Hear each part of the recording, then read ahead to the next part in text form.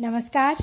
श्रीमद् वाल्मीकि रामायण अखंड पाठ में आज हम पढ़ेंगे फिर से 2 सर्ग, 12+शततमः एवं 13+शततमः सर्ग, यानी 112वां और 113वां सर्ग अयोध्या कांड से। और इन दोनों सर्गों में है ऋषियों का भरत को श्री राम की आज्ञा के अनुसार लौट जाने की सलाह देना, भरत का पुनः श्री राम के चरणों में गिरकर चलने की प्रार्थना करना और श्री राम का उन्हें समझाकर अपनी चरण पादुका देकर उन सबको विदा, और भरत का फिर भरद्वाज जी से मिलते हुए अयोध्या को लौट जाना। तो चलिए प्रारंभ करते हैं आज का पाठ। तम प्रतिमते जो भ्याम भ्रातृभ्याम रोमहर्षणम् विस्मिताः संगमम् प्रेक्ष्य समुपेता महर्षयः अन्तर्हिता मुनिगणाः स्थिताश्च परमर्षयः तौ भ्रातरौ महाभागौ काकुत्स्थौ प्रशशंसिरे सदार्यौ राजपुत्रौ द्वौ धर्मज्ञौ धर्म विक्रमौ श्रुत्वा वयं हि सम्भाषामुभयोः स्पृहयामहे ततस्त्वऋषिगणाः क्षिप्रम् दशग्रीववधैषिणः भरतं राजशार्दूलम् इत्यूचुः सङ्गता वचः। कुले जात महाप्राज्ञ महावृत्त महायशः ग्राह्यं रामस्य वाक्यं ते पितरं यद्यवेक्षसे। अब श्री राम और भरत उन तेजस्वी भ्राताओं का वह रोमांचकारी समागम देखकर वहां आए हुए महर्षियों को बड़ा ही विस्मय हुआ। अंतरिक्ष में अदृश्य भाव से खड़े हुए मुनि तथा वहां प्रत्यक्ष रूप में बैठे हुए महर्षि उन महान भाग्यशाली ककुत्स्थवंशी बंधुओं की इस प्रकार प्रशंसा करने लगे। बोले, ये दोनों राजकुमार सदा श्रेष्ठ धर्म के ज्ञाता और धर्म मार्ग पर ही चलने वाले हैं। इन दोनों की बातचीत सुनकर हमें उसे बारंबार सुनते रहने की ही इच्छा होती है। तदनंतर दशग्रीव रावण के वध की अभिलाषा रखने वाले ऋषियों ने मिलकर राज सिंह भरत से तुरंत ही यह बात कही। बोले, हे महाप्राज्ञ, तुम उत्तम कुल में उत्पन्न हुए हो, तुम्हारा आचरण बहुत उत्तम और यश महान है। यदि तुम अपने पिताजी की ओर देखो, उन्हें सुख पहुंचाना चाहो, तो तुम्हें श्री रामचंद्र जी की बात मान लेनी चाहिए। सदा नृणम् इमम् रामम् वयमिच्छामहे पितुः अनृणत्वाच्च कैकेय्याः स्वर्गम् दशरथो गतः। एतावदुक्त्वा वचनम् गन्धर्वाः समहर्षयः राजर्षयश्चैव तथा सर्वे स्वां स्वां गतिम् गताः।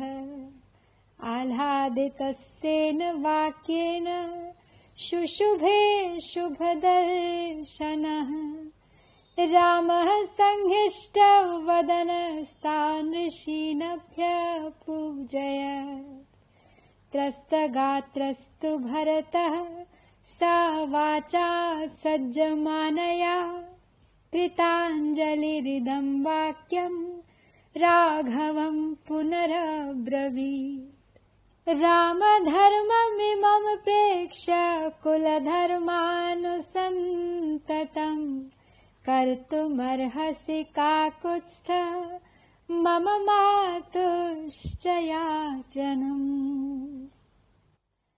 अब जो ऋषि मुनि रावण का वध चाहते थे, वो तो यही चाहते थे कि भरत लौट जाए, तो उन्हें इसी प्रकार समझाने लगे, कहने लगे कि तुम्हें श्री रामचंद्र जी की बात मान लेनी चाहिए।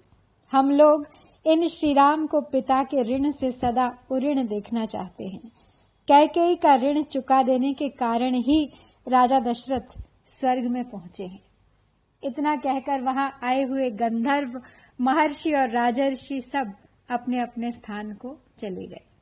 जिनके दर्शन से जगत का कल्याण हो जाता है, वे भगवान श्री राम महर्षियों के वचन से बहुत प्रसन्न हुए। उनका मुख हर्षोल्लास से खिल उठा। इससे उनकी बड़ी शोभा हुई और उन्होंने उन महर्षियों की सादर प्रशंसा की। परंतु भरत का सारा शरीर थर्रा उठा। वे लड़खड़ाती हुई जुबान से हाथ जोड़कर श्री रामचंद्र जी से बोले, हे ककुत्स्थ कुलभूषण श्री राम, हमारे कुलधर्म से संबंध रखने वाला जो ज्येष्ठ पुत्र का राज्य ग्रहण और प्रजा पालन रूप धर्म है, उसकी ओर दृष्टि डालकर आप मेरी तथा माता की याचना सफल कीजिए। रक्षितुम सुमहद राजमहेकमस्तु नोत्सहे पौरजानपदांश्चापि रक्तान् रञ्जयितुं तदा ज्ञातयश्चापि योधाश्च मित्राणि सुहृदश्चनः त्वामेव हि प्रतीक्षन्ते पर्जन्यमिव कर्षकाः। इदं राज्यं महाप्राज्ञ स्थापय प्रतिपद्य हि शक्तिमान् स हि काकुत्स्थलोकस्य परिपालने। एवमुक्त्वा पदभ्रातुः पादयोर्भरस्तदा मृषं सम्प्रार्थयामास राघवे अतिप्रियं वदन्। तमङ्के भ्रातरं कृत्वा रामो वचनमब्रवीत् श्यामं नलिनपत्राक्षं मत्तहंसस्वरः स्वयं। तो भरत लेकिन पीछे नहीं हटना चाहते हैं। वो एक बार पुनः श्री राम से याचना कर रहे हैं।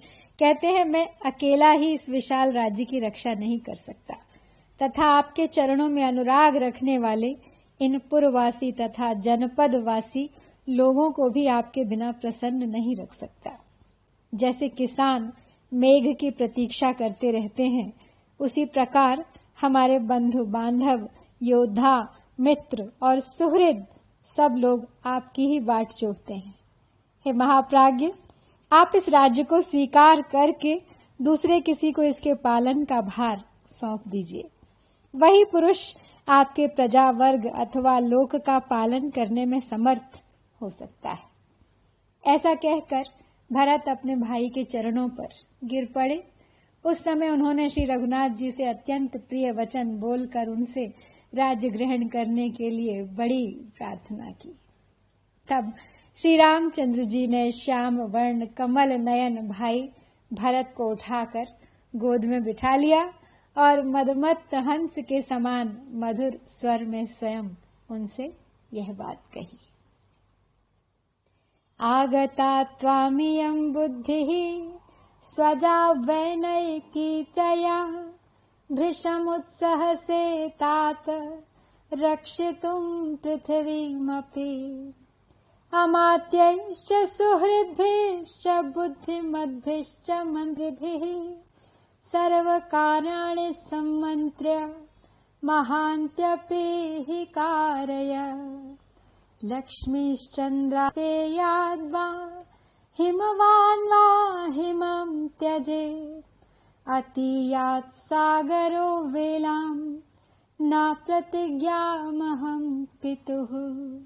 कामात् वा तात लोभात् वा मात्रा तुभ्यमिदं कृतं न तन्मनसि कर्तव्यं वर्तितव्यं च मातृवत्। एवं ब्रुवाणं भरतः कौसल्यासुतमब्रवीत् तेजसादित्यसङ्काशं प्रतिपच्चन्द्रदर्शनम्। तो श्री राम अब भरत को प्यार से अपनी गोद में बिठा के समझा रहे हैं। कह रहे हैं, हे तात, तुम्हें जो यह स्वाभाविक विनयशील बुद्धि प्राप्त हुई है, इस बुद्धि के द्वारा तुम समस्त भूमंडल की रक्षा करने में भी पूर्ण रूप से समर्थ हो सकते हो। इसके सिवा अमात्यों, सुहृदों और बुद्धिमान मंत्रियों से सलाह लेकर उनके द्वारा सब कार्य वे कितने ही बड़े क्यों न हो करा लिया करो। चंद्रमा से उसकी प्रभा अलग हो जाए, हिमालय हिम का परित्याग कर दे अथवा समुद्र अपनी सीमा को लांघ कर आगे बढ़ जाए, किंतु मैं पिता की प्रतिज्ञा नहीं तोड़ सकता। हे तात, माता कैकेयी ने कामना से अथवा लोभवश तुम्हारे लिए जो कुछ किया है उसको मन में न लाना और उसके प्रति सदा वैसा ही बर्ताव करना जैसा अपनी पूजनीय माता के प्रति करना उचित है। जो सूर्य के समान तेजस्वी हैं तथा जिनका दर्शन प्रतिपदा यानी द्वितीया के चंद्रमा की भांति आह्लाद जनक है, उन कौशल्यानंदन श्री राम के इस प्रकार कहने पर भरत उनसे कुछ इस प्रकार बोले। अधिरोहार्य पादाभ्याम पादुके हेम भूषिते एते हि सर्वलोकस्य योगक्षेमं विधास्यतः। सो अधिरुह्य नरव्याघ्र पादुके व्यमुच्य च प्रायच्छत् सुमहातेजा भरताय महात्मने। स पादुके संप्रणम्य रामं वचनमब्रवीत्। 14 हि वर्षाणि जटाचिरधरो ह्यहम्। फलमूलाशनो वीर भवेयं रघुनन्दन। तवागमनमाकाङ्क्षन् वसन् वै नगराद् बहिः। तव पादुकयोनस्य राजतन्त्रं परन्तप। 14 हि सम्पूर्णे वर्षे अहनि रघुत्तम। न द्रक्ष्यामित्यदि त्वां तु प्रवेक्ष्यामि हुताशनम्। तथेति च प्रतिज्ञायतं परिष्वज्य सादरम्। तो श्री रामचंद्र जी के बार बार समझाने पर भरत फिर उनसे बोले कि आर्य, ये 2 सुवर्ण भूषित पादुकाएं आपके चरणों में अर्पित हैं। आप इन पर अपने चरण रखें, ये ही संपूर्ण जगत के योगक्षेम का निर्वाह करेंगी। तब महातेजस्वी पुरुष सिंह श्री राम ने उन पादुकाओं पर चढ़कर उन्हें फिर अलग कर दिया और महात्मा भरत को सौंप दिया। उन पादुकाओं को प्रणाम करके भरत ने श्री राम से कहा, हे वीर रघुनंदन, मैं भी 14 वर्षों तक जटा और चीर धारण करके फल मूल का भोजन करता हुआ आपके आगमन की प्रतीक्षा में नगर से बाहर ही रहूंगा। हे परंतप, इतने दिनों तक राज्य का सारा भार आपकी इन चरण पादुकाओं पर ही रखकर मैं आपकी बाट जोहता रहूंगा। हे रघुकुल शिरोमणि, यदि 14वां वर्ष पूर्ण होने पर नूतन वर्ष के प्रथम दिन ही मुझे आपका दर्शन नहीं मिलेगा तो मैं जलती हुई आग में प्रवेश कर जाऊंगा। तो श्री रामचंद्र जी ने बहुत अच्छा कहकर स्वीकृति दे दी और बड़े आदर के साथ भरत को हृदय से लगाया। शत्रुघ्नं च परिष्वज्य वचनं चेदमब्रवीत्। मातरव रक्ष कैकेयीं मा रोषं कुरुतां प्रति। मया च सीतया चैव शप्तोऽसि रघुनन्दन। इत्युक्त्वा श्रुपरीताक्षो भ्रातरं विससर्जः। स पादुके ते भरतः स्वलङ्कृते महोज्ज्वले सम्परिगृह्य धर्मवेत्। प्रदक्षिणं चैव चकार राघवम्। चकार चैवोत्तमनागमूर्धनि। अथानुपूर्व्या प्रतिपूज्यतं जनं। गुरूंश्च मन्त्रीन् प्रकृतिस्तथानुजौ। व्यसर्जयत् राघव वंशवर्धनः स्थितः स्वधर्मे हिमवानिवाचलः तं मातरो बाष्पगृहीतकण्ठ्यो दुःखेन न मन्त्रयितुं हि शेकुः स चैव मातृरभिवाद्य सर्वा रुदनकुटीं स्वाम प्रविवेश रामः। तो श्री राम ने भरत को पादुका देकर उन्हें अपने हृदय से लगाया और उसके बाद शत्रुघ्न को भी अपने हृदय से लगाकर उनसे कहा कि हे रघुनंदन, मैं तुम्हें अपनी और सीता की शपथ दिलाकर कहता हूँ कि तुम माता कैकेयी की रक्षा करना, उनके प्रति कभी क्रोध न करना। इतना कहते कहते उनकी आंखों में आंसू उमड़ आए। उन्होंने व्यथित हृदय से भाई शत्रुघ्न को विदा किया। धर्मज्ञ भरत ने भली भांति अलंकृत की हुई उन परम उज्जवल चरण पादुकाओं को लेकर श्री रामचंद्र जी की परिक्रमा की तथा उन पादुकाओं को राजा की सवारी में आने वाले सर्वश्रेष्ठ गजराज के मस्तक पर स्थापित किया। तदनंतर अपने धर्म में हिमालय की भांति अविचल भाव से स्थित रहने वाले रघुवंश वर्धन श्री राम ने क्रमशः वहां आए हुए जन समुदाय, गुरु, मंत्री, प्रजा तथा दोनों भाइयों का यथा योग्य सत्कार करके उन्हें विदा किया। उस समय कौशल्या आदि सभी माताओं का गला आंसुओं से रुंध गया था। वे दुख के कारण श्री राम को संबोधित भी न कर सकी और श्री राम भी सब माताओं को प्रणाम करके रोते हुए अपनी कुटिया में चले गए। तो यहाँ पर हम 112वां सर्ग पूरा करते हैं और बढ़ते हैं आगे 113वें सर्ग की ओर। ततः शिरसि कृत्वा तु पादुके भरतस्तदा आरुरोह रथं हृष्टः शत्रुघ्न सहितस्तदा वसिष्ठो वामदेवश्च जाबालिश्च दृढव्रतः अग्रतः प्रययुः सर्वे मन्त्रिणो मन्त्रपूजिताः मन्दाकिनीं नदीं रम्यां प्राङ्मुखास्ते ययुस्तदा प्रदक्षिणं च कुर्वाणाश्चित्रकूटं महागिरिम् पश्यन् धातुसहस्राणि रम्याणि विविधानि च प्रययौ तस्य पार्श्वेन ससैन्यो भरतस्तदा अदूरात् चित्रकूटस्य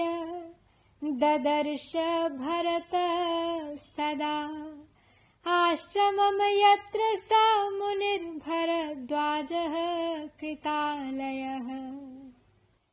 तो श्री राम से चरण पादुकाएं भरत ने ले ली और दोनों चरण पादुकाओं को अपने मस्तक पर रखकर भरत शत्रुघ्न के साथ प्रसन्नता पूर्वक रथ पर बैठ गए। वशिष्ठ, वामदेव तथा दृढ़ता पूर्वक उत्तम व्रत का पालन करने वाले जाबाली आदि सब मंत्री जो उत्तम मंत्रणा देने के कारण सम्मानित थे, आगे आगे चल दिए। वे सब लोग चित्रकूट नामक महान पर्वत की परिक्रमा करते हुए परम रमणीय मंदाकिनी नदी को पार करके पूर्व दिशा की ओर प्रस्थित हुए। उस समय भरत अपनी सेना के साथ सहस्रों प्रकार के रमणीय धातुओं को देखते हुए चित्रकूट के किनारे से होकर निकले। चित्रकूट से थोड़ी ही दूर जाने पर भरत ने वह आश्रम देखा जहां मुनिवर भरद्वाज जी निवास करते थे। यह आश्रम यमुना से दक्षिण दिशा में चित्रकूट के कुछ निकट था। गंगा और यमुना के बीच प्रयाग वाला आश्रम, जहां वन में जाते समय श्री रामचंद्र जी तथा भरत आदि ने विश्राम किया था, वो इससे भिन्न जान पड़ता है। तभी इस आश्रम पर भरद्वाज से मिलने के बाद भरत आदि के यमुना पार करने का उल्लेख मिलता है। ततस्ते यमुनाम दिव्याम नदीम तीर्थोर में मालिनीम। इस द्वितीय आश्रम से श्री राम और भरत के समागम का समाचार शीघ्र प्राप्त हो सकता था, इसीलिए भरद्वाज जी भरत के लौटने के समय यहीं पर मौजूद थे। स तमाश्रममागम्य भरद्वाजस्य वीर्यवान् अवतीर्य रथात् पादौ ववन्दे कुलनन्दनः। ततो हृष्टो भरद्वाजो भरतं वाक्यमब्रवीत्। अपि कृत्यं कृतं तात रामेण च समागतम्। एवमुक्तः स तु ततो भरद्वाजेन धीमता प्रत्युवाच भरद्वाजं भरतो वत्सलः। स याच्यमानो गुरुणा मया च दृढविक्रमः। राघवः परं प्रीतो वसिष्ठं वाक्यमब्रवीत्। पितुः प्रतिज्ञां तामेव पालयिष्यामि तत्त्वतः। 14 हि वर्षाणि या प्रतिज्ञा पितुर्मम। अपने कुल को आनंदित करने वाले पराक्रमी भरत महर्षि भरद्वाज के उस आश्रम पर पहुंचकर रथ से उतर पड़े और उन्होंने मुनि के चरणों में प्रणाम किया। उनके आने से महर्षि भरद्वाज को बड़ी प्रसन्नता हुई और उन्होंने भरत से पूछा, तात, क्या तुम्हारा कार्य संपन्न हुआ? क्या श्री रामचंद्र जी से भेंट हुई? तो बुद्धिमान भरद्वाज जी के इस प्रकार पूछने पर धर्मवत्सल भरत ने उन्हें इस प्रकार उत्तर दिया। बोले, हे मुने, भगवान श्री राम अपने पराक्रम पर दृढ़ रहने वाले हैं। मैंने उनसे बहुत प्रार्थना की, गुरुजी ने भी अनुरोध किया। तब उन्होंने अत्यंत प्रसन्न होकर गुरुदेव वशिष्ठ जी से इस प्रकार कहा कि मैं 14 वर्षों तक वन में रहूं। इसके लिए मेरे पिताजी ने जो प्रतिज्ञा कर ली थी, उनकी उस प्रतिज्ञा का ही मैं यथार्थ रूप से पालन करूंगा। और उनके ऐसा कहने पर बात के मर्म को समझने वाले महाज्ञानी वशिष्ठ जी ने श्री रघुनाथ जी से यह महत्वपूर्ण बात कही। एवमुक्तो महाप्राज्ञो वसिष्ठः प्रत्युवाचः। वाक्यज्ञो वाक्यकुशलं राघवं वचनं महत्। एते प्रयच्छ संहिष्टः पादुके हेमभूषिते। अयोध्यायां महाप्राज्ञ योगक्षेम करो भव। एवमुक्तो वसिष्ठेन राघवः प्राङ्मुखः स्थितः। पादुके हेम विकृते मम राजाय ते ददौ। निवृत्तो अहमनुज्ञातो रामेण सुमहात्मना। अयोध्यामेव गच्छामि गृहीत्वा पादुके शुभे। एतत् श्रुत्वा शुभं वाक्यं भरतस्य महात्मनः। भरद्वाजः शुभतरं मुनिर्वाक्यं मुदाहर।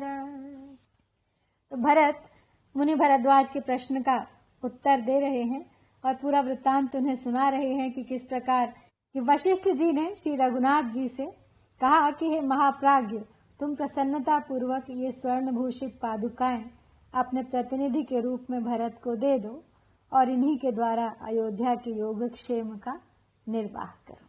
तो गुरु वशिष्ठ जी के ऐसा कहने पर पूर्वाभिमुख खड़े हुए श्री रघुनाथ जी ने अयोध्या के राज्य का संचालन करने के लिए ये दोनों स्वर्ण भूषित पादुकाएं मुझे दे दी। तत्पश्चात मैं महात्मा श्री राम की आज्ञा पाकर लौट आया हूँ और उनकी इन मंगलमयी चरण पादुकाओं को लेकर अयोध्या को ही जा रहा हूँ। तो महात्मा भरत का यह शुभ वचन सुनकर भरद्वाज मुनि ने यह परम मंगलमय बात उनसे कही। नैतच्चित्रम नरव्याघ्रे शीलवृत्त विदाम्बरे। यदार्यम त्वयि तिष्ठेतु निम्नोत्सृष्टमिवोदकम्। अनृणः स महाबाहुः पिता दशरथस्तव। यस्य त्वमीदृशः पुत्रो धर्मात्मा धर्मवत्सलः। तं ऋषिं तु महाप्राज्ञमुक्तवाक्यं कृताञ्जलिः आमन्त्रयितुम् आरेभे चरणावुपगृह्य च ततः प्रदक्षिणं कृत्वा भरद्वाजं पुनः पुनः भरतस्तु ययौ श्रीमान् अयोध्यां सह मन्त्रिभिः यानैश्च शकटैश्चैव हयैर्नागैश्च सा चमु पुनर्निवृत्ता विस्तीर्णा भरतस्यानुयायिनी। भरद्वाज मुनि प्रसन्न होकर भरत से कहते हैं कि भरत, तुम मनुष्यों में सिंह के समान वीर तथा शील और सदाचार के ज्ञाताओं में श्रेष्ठ हो। जैसे जल नीची भूमि वाले जलाशय में सब ओर से बहकर चला आता है, उसी प्रकार तुम में सारे श्रेष्ठ गुण स्थित हो, यह कोई आश्चर्य की बात नहीं है। तुम्हारे पिता महाबाहु राजा दशरथ सब प्रकार से उऋण हो गए, जिनके तुम जैसा धर्म प्रेमी एवं धर्मात्मा पुत्र है। उन महाज्ञानी महर्षि के ऐसा कहने पर भरत ने हाथ जोड़कर उनके चरणों का स्पर्श किया और फिर वे उनसे जाने की आज्ञा लेने को उद्यत हुए। तदनंतर श्रीमान भरत बारंबार भरद्वाज मुनि की परिक्रमा करके मंत्रियों सहित अयोध्या की ओर चल दिए और फिर वह विस्तृत सेना रथों, छकड़ों, घोड़ों और हाथियों के साथ भरत का अनुसरण करती हुई अयोध्या की ओर लौट चली।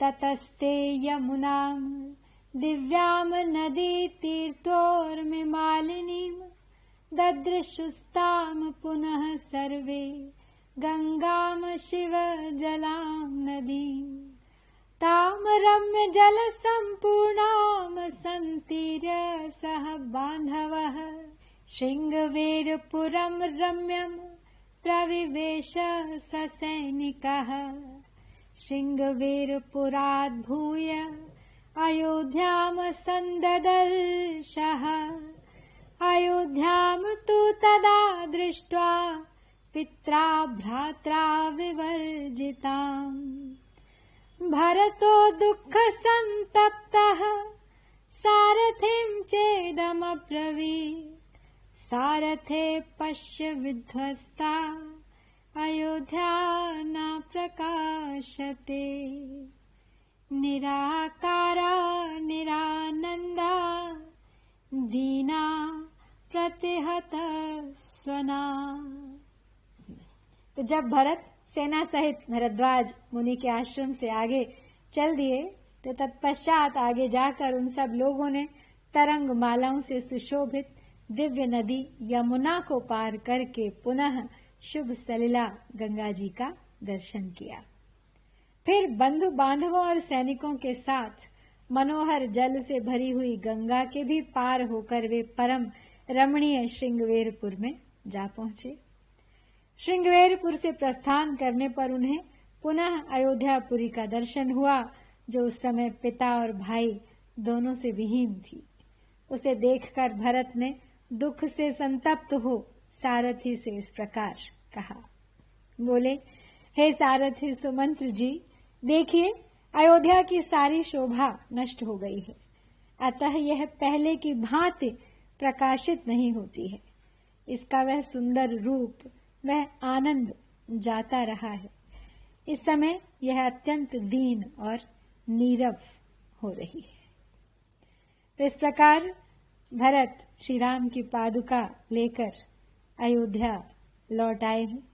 अयोध्या नगरी को देख रहे हैं जो शोभाहीन प्रतीत हो रही है। तो यहाँ पर हमने श्री वाल्मीकि निर्मित आर्ष रामायण आदि काव्य के अयोध्या कांड में आज 112 और 113 दो सर्ग संपन्न किए। इत्यार्षे श्रीमद् रामायणे वाल्मीकिये आदि काव्ये अयोध्या कांडे 12+शततमः एवं 13+शततमः सर्गः। ओम श्री सीता रामचंद्राय